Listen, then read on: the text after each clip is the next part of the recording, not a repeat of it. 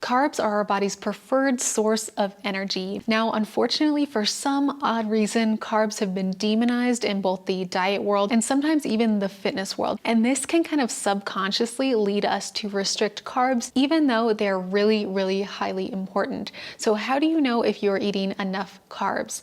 That's what we're going to talk about in today's video.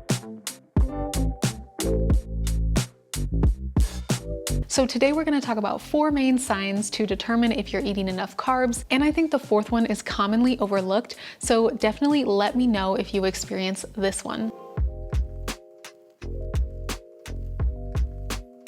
Sign number 1 that you're not eating enough carbohydrates is that your energy overall is low. We actually need anywhere from 45 to 60% of our calories from carbs. And as you might have caught in the first second of this video, carbs are our body's preferred source of energy. So whether we are exercising or whether we are going about our day, we prefer to use carbs. Now you might ask, okay, Katie, why is that? And there's a very logical explanation. When it comes to fat and protein, they have actually a longer pathway to convert to energy, and they often get used for things that are more essential for the body. So the carb can prioritize the energy, and the protein and fat can prioritize other things. So what exactly are those other things, you might ask? The amino acids in protein are often used for muscle growth. They are also used for hair, skin, and nails, and protecting our vital organs. And fats are important for a healthy brain and for healthy hormone function. And hormones,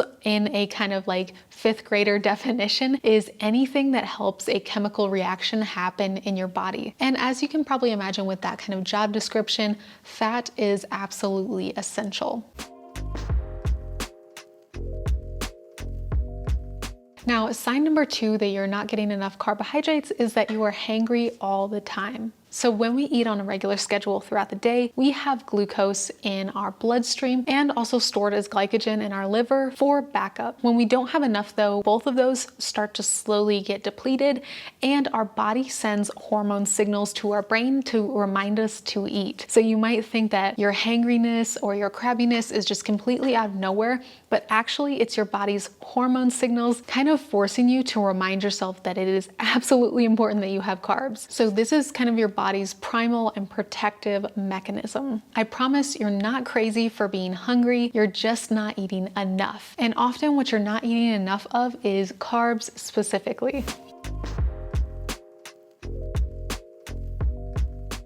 The next sign that you're not getting enough carbs in your diet is that your workouts suck. Protein often gets the most clout for its role in exercise performance, which is not necessarily wrong or incorrect, but it's just not the whole picture. Protein is needed at the end of a workout to help initiate the rebuilding process of muscle tissue. But in order to get the most out of your workouts, you need carbs at the beginning of your workouts so you can have energy to actually make the most out of your exercise. Just like daily activities, we need carbs for energy during our workout, whether it's strength training, yoga, running, jogging, Pilates, any of those things. And if you're not getting enough carbs, you're not going to have the stamina to do a really long run or to lift as much weight as possible in your strength training routine. And before you come at me with wanting to burn something like fat for fuel during a workout, I promise you, just having a consistent schedule where you're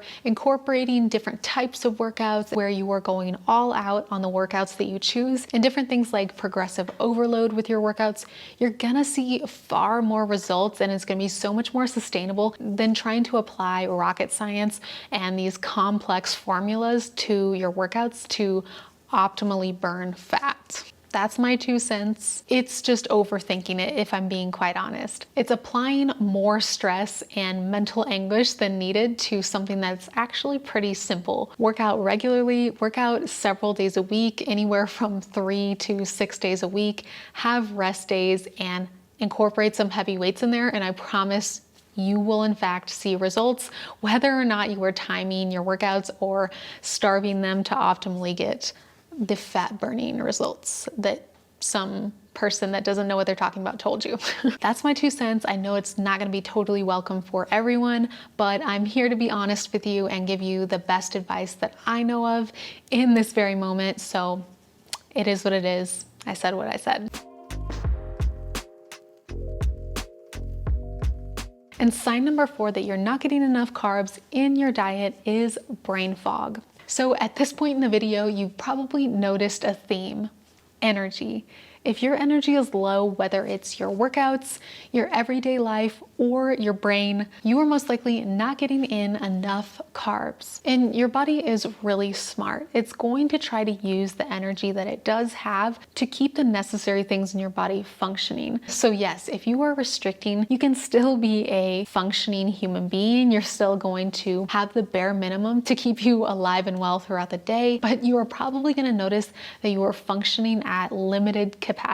So if any of you have an iPhone and you have the ability to put it on low power mode, then you probably notice a difference between your phone and your screen as it functions and scrolls through your social media feed on regular mode versus low power mode, which kind of conserves energy and everything like that. So your phone still functions and your phone is still on, but its screen refresh rate and all that fun techie stuff is not going to be running as fast as if it's not on low power mode.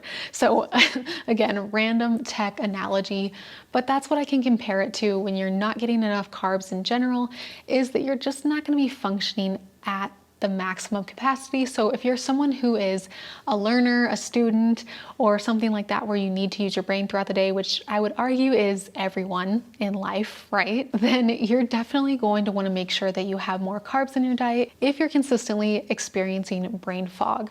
Comment below what symptoms resonated with you the most, and did I miss anything? Let me know in the comment section. I'd love to hear from you. And if you'd like to see more videos like this one, then definitely hit subscribe and watch this video right here next.